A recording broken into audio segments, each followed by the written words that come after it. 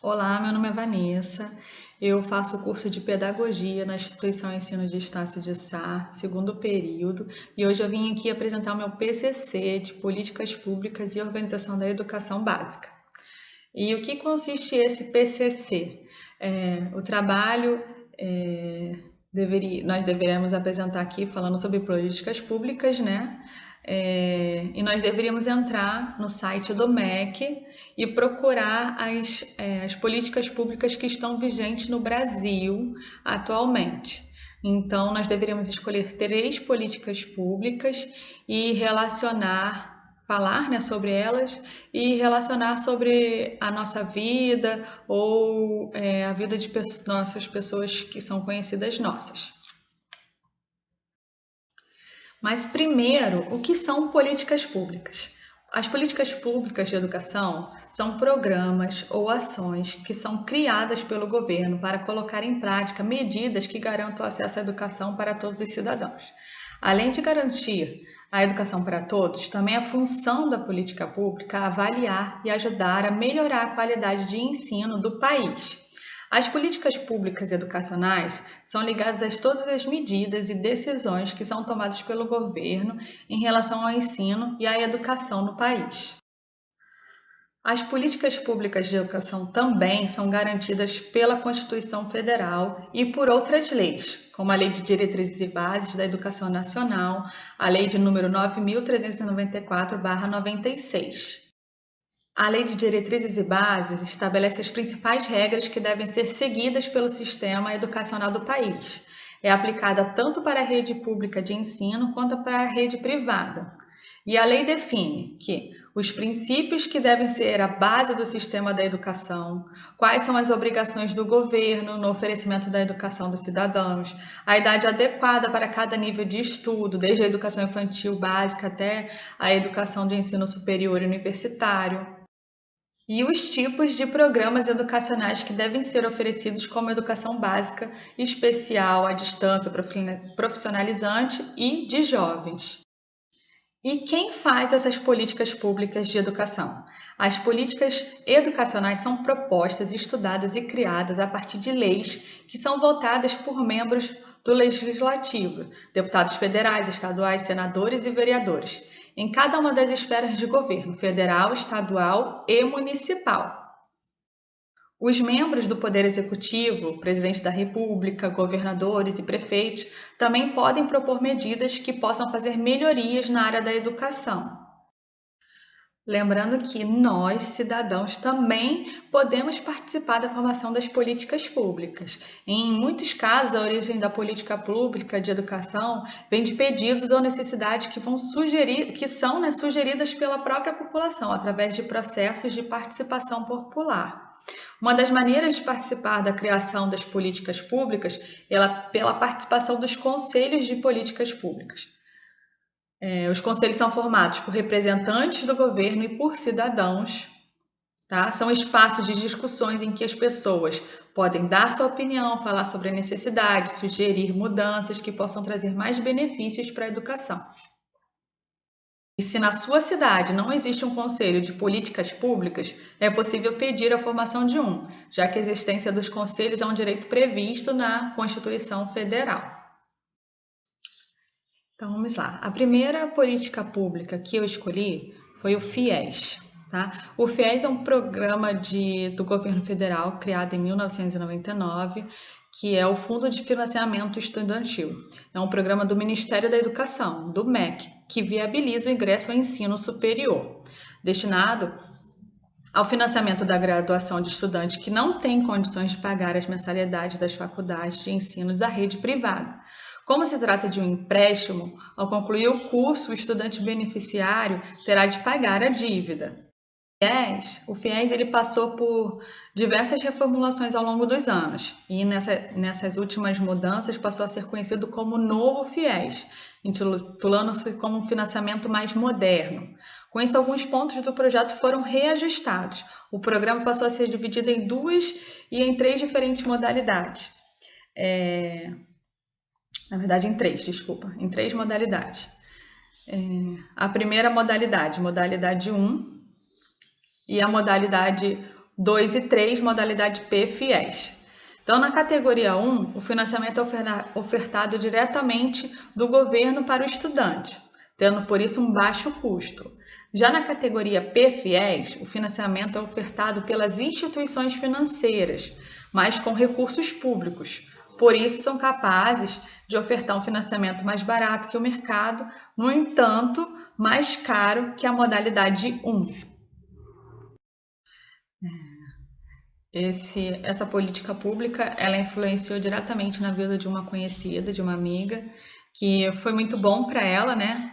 Porque ela não tinha recursos financeiros, ela também não tinha conseguido entrar na faculdade por nenhum dos outros políticas públicas. Então, o FIES foi um bom recurso para ela, né, conseguir terminar a faculdade pagando menos. Então, eu vejo isso com bons olhos, acredito que é uma política pública que deva continuar, já teve várias reformulações, né, como eu mesma disse, mas que traz muito benefício à população que não tem renda, né, e que não conseguiu entrar numa faculdade pública. A segunda política pública que eu escolhi foi o ProUni, que é o Programa Universidade para Todos, que é um programa, né, de inclusão educacional criado no ano de 2004 pelo Ministério da Educação também, pelo MEC, com a finalidade de ajudar estudantes brasileiros que não têm condições de pagar o valor das faculdades particulares e ingressar no ensino superior por meio da concessão de bolsas de estudos que vão de 50% a 100% das mensalidades, ou seja, parciais ou integrais. O ProUni ele é válido durante todo o curso, tá? Mas para isso o estudante deve cumprir com todos os critérios estabelecidos pelo ProUni ao longo do período de estudos. E como funciona o ProUni? O ProUni ele abre inscrições semestralmente. Normalmente abre, né, 2 vezes ao ano, uma no início e outra no meio. E para se candidatar a essa bolsa de estudo, o estudante deve ter feito, além da última edição da prova do Enem, ele tem que ter obtido no mínimo 450 pontos, bem também como não zerar a redação. Deverá ter em uma média de renda familiar de até 3 salários mínimos.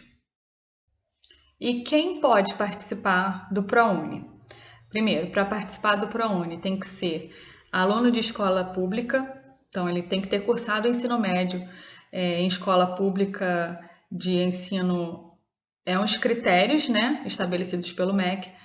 E quem estudou em escola particular, o ensino médio também pode participar. No entanto, nesse caso, só vale para quem foi bolsista integral. Então, assim, se você era estudante, né, de uma escola particular, você pode participar, desde que você tenha sido bolsista integral nessa escola, tá? Segundo ponto, tem que ter feito o Enem. O candidato também deve ter realizado a última edição da prova nacional do ensino médio, que é o Enem.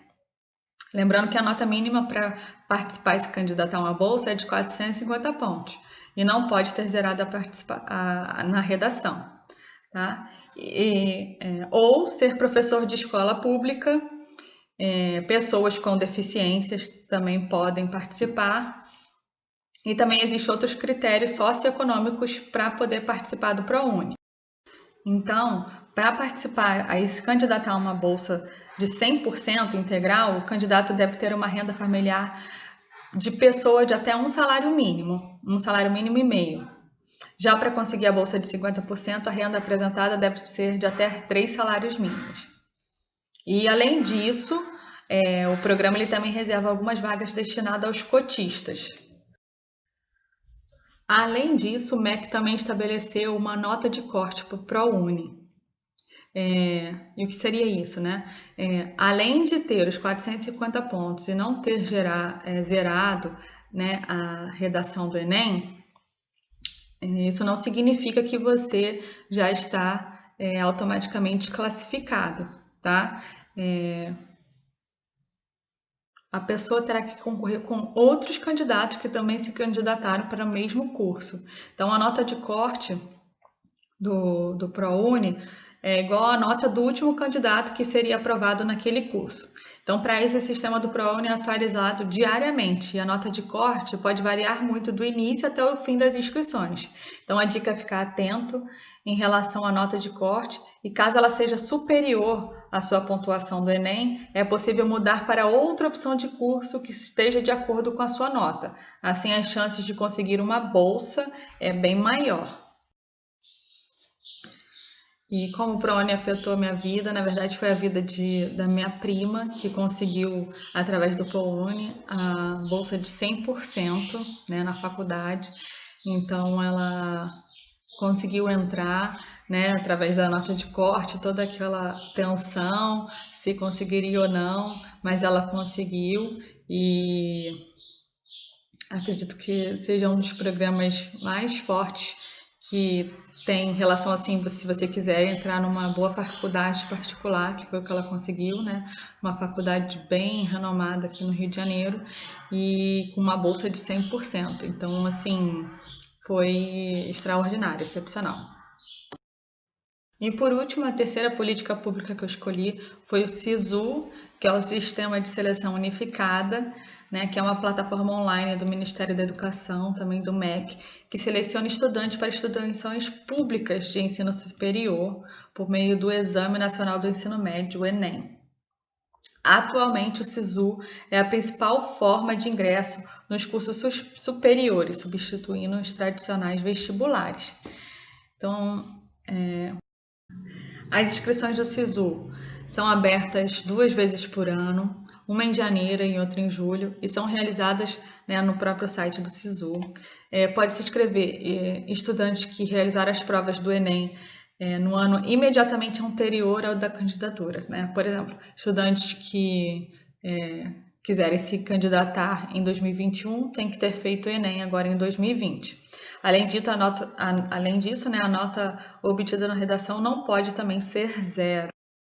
E as instituições participantes do SISU levam para o sistema, além das suas vagas, né, suas políticas de cotas.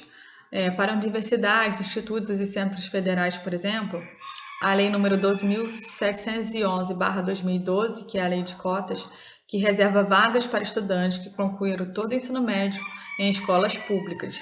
Então, as universidades estaduais e municipais também podem reservar vagas no SISU de acordo com as leis do estado ou do município. E a opção por concorrer por sistema de cotas é feita no momento da escolha do curso no SISU. O sistema informa a quantidade de vagas de cada modalidade e os requisitos para concorrer a elas. Os documentos comprobatórios devem ser entregues no momento da matrícula. Como dá para notar, né, o SISU ele é bem parecido com o ProUni. A diferença é que o ProUni são para faculdades particulares e o SISU para faculdades públicas. Mas todos dois com sua grande importância. Conheço pessoas também que participaram para fazer o SISU, né? Talvez seja um dos pontos mais assim estressantes um pouco para o estudante, porque ele fica naquela espera de, né, de ter que se inscrever, ficar esperando a nota, ver se vai ser chamado. Aí tem as cotas, cada universidade trabalha com a sua cota, então já conheço várias pessoas que ficam, quando abre as inscrições do SISU, ficam desesperadas e ficam olhando toda hora para ver se já saiu alguma coisa.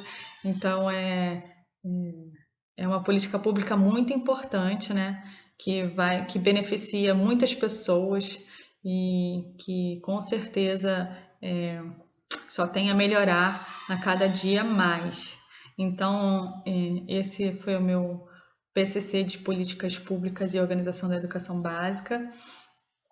E eu agradeço mais uma vez a oportunidade de estar aqui apresentando esse trabalho. Então, até a próxima.